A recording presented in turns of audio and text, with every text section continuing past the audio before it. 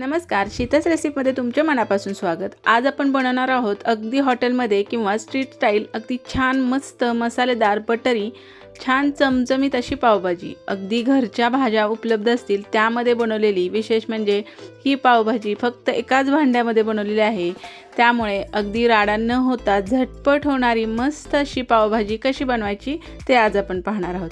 चला तर मग मस्त अशा रेसिपीला सुरुवात करूया। त्यासाठी इथं कुकर घ्यायचा, कुकरमध्ये एक पळी तेल टाकून घेतलं आणि यामध्येच आता आपल्याला थोडंसं बटरही टाकून घ्यायचं। बटरमुळे पावभाजीला एक वेगळी टेस्ट येते। त्यामध्ये एक चमचा आलं लसणाची पेस्ट टाकायची, छान अशी परतून घ्यायची। याचा कच्चापण जाईपर्यंत आपल्याला आलं लसणाची पेस्ट छान खरपूस अशी यामध्ये परतून घ्यायची। आलं लसूण परतून झालं की एक मोठा कांदा अगदी बारीक असा मॅश केलेला आहे किंवा असं खिसून घ्यायचा किंवा अगदी बारीक चिरून घ्यायचा, तो यामध्ये टाकून छान कांदाही आपल्याला छान असा तांबूस रंग येईपर्यंत परतून घ्यायचा आहे। यामधलं कच्चंपण गेलं पाहिजे, कांद्याचा वास पावभाजीला लागता कामा नये इतका छान कांदा आपल्याला यामध्ये परतून घ्यायचा आहे। कांदा परतून झाला की एक मोठा टोमॅटो मिक्सरमधून छान असा बारीक केलेला आहे, अजिबात उकडलेला वगैरे नाहीये, फक्त टोमॅटोचे तुकडे केले आणि मिक्सरमधून फिरून घेतले। आता ही जी टोमॅटोची पेस्ट आहे तीही या कांद्यामध्ये छान अशी परतून घ्यायची। यामधलं तेल सुटेपर्यंत आपल्याला हे दोन्ही मिश्रण छान असं परतून घ्यायचं आहे। अगदी मिनिट दीड मिनिट लागतो हे छान असं परतण्यासाठी। ही प्रोसेस करणं अगदी महत्त्वाचं आहे, म्हणजे पावभाजीला कच्चा कांदा टोमॅटोचा वास लागत नाही। आता कांदा टोमॅटो छान परतून झालं की यामध्ये आवडीनुसार लाल मिरची पावडर टाकायची, शक्यतो बेडगी मिरची पावडर टाका, म्हणजे पावभाजीला छान असा रंग येतो। त्यानंतर धणेपूड टाकली, थोडीशी हळद टाकून घेतली आणि हे व्यवस्थित आपल्याला मिक्स करून घ्यायचं आहे। इथं काही वापरलं नाही, लाल मिरची पावडर, धणेपूड आणि थोडीशी हळद टाकलेली आहे। थोडंसं पाणी टाकून घ्यायचं आणि हे मसाले छान एकजीव होण्यासाठी ही प्रोसेस मी नेहमीच कोणतीही भाजी करताना करत असते। हे पाणी व्यवस्थित मिक्स करायचं, यावर झाकण ठेवायचं आणि अगदी अर्धा मिनिट आपल्याला हे छान मंद आचेवर शिजू द्यायचं, म्हणजे मसाले छान एकजीव होतात, मसाल्याचाही कच्चा वास निघून जातो आणि मसाल्याचे छान ह्यामध्ये टेस्ट उतरते। अगदी छान हे मिश्रण तयार झालं की मग यामध्ये भरपूर अशा भाज्या टाकायच्या। इथं मी बटाटा, फ्लावर, त्यानंतर शिमला मिरची, ताजा वाटाणा घेतलेला आहे आणि त्यानंतर इथं माझ्याकडे गाजर होतं तेही घेतलेलं आहे। आणि पावभाजीला छान रंग येण्यासाठी कोणत्याही प्रकारचा आपल्याला रंग न टाकता जर बीटाचे तुकडे टाकले तर पावभाजी छान अशी लाल बुंद होते, दिसायलाही छान दिसते आणि अजून चवीलाही लागते। त्यामुळे बीटाचे तुकडे आवर्जून पावभाजीमध्ये टाका, म्हणजे पावभाजी अगदी छान मस्त रंगाची होते। आता हे सगळे भाज्या व्यवस्थित चिरून छान अशा धुवून घेतल्या होत्या, त्या ह्या मसाल्यांमध्ये टाकायच्या। छान हे मसाल्यामध्ये एकजीव करत राहायचं। यामध्ये आता आपल्याला पावभाजी मसाला टाकायचा आहे।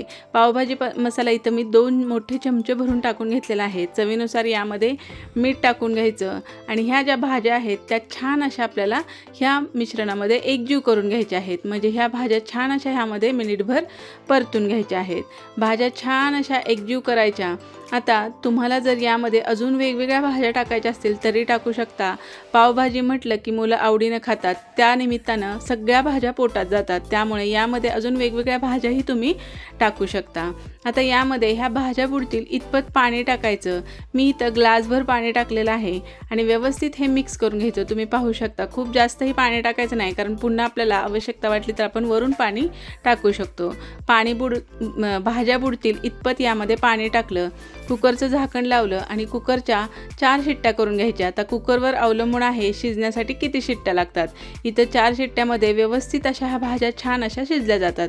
आता कुकर पूर्ण थंड झाला की काढून बघायचं भाज्या पूर्ण शिजल्या आहेत का। शिजल्या नसतील तर एखादी दुसरी शिट्टी पुन्हा एकदा करून घ्यायची। मऊसूद आपल्या भाज्या छान अशा सगळ्या शिजलेल्या आहेत। यामधलं फक्त शिजण्यासाठी लागणार म्हणजे यामध्ये गाजर आणि बीट याला थोडासा वेळ लागतो, त्यामुळे भाज्या चिरताना गाजर आणि बीटाचे थोडेसे छोटे छोटे तुकडे करायचे, म्हणजे मॅश करतानाही त्रास होत नाही आणि अगदी पटकन ह्या भाज्या मॅश केल्या जातात। आता पुन्हा आपल्याला मॅशरच्या सहाय्याने हे छान असं मऊसूद मॅश करून घ्यायचं।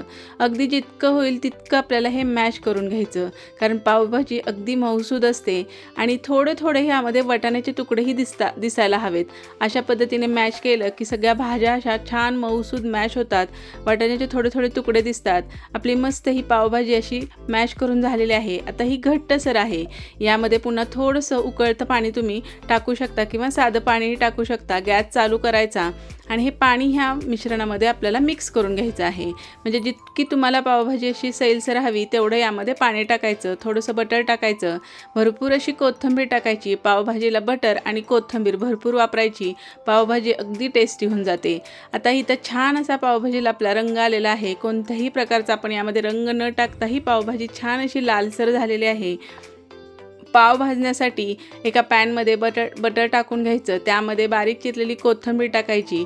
पावभाजी मसाला टाकू शकता किंवा थोडीशी लाल मिरची पावडर टाकू शकता आणि मस्त दोन्ही बाजूनं पाव छान खरपूस भाजून घ्यायचे.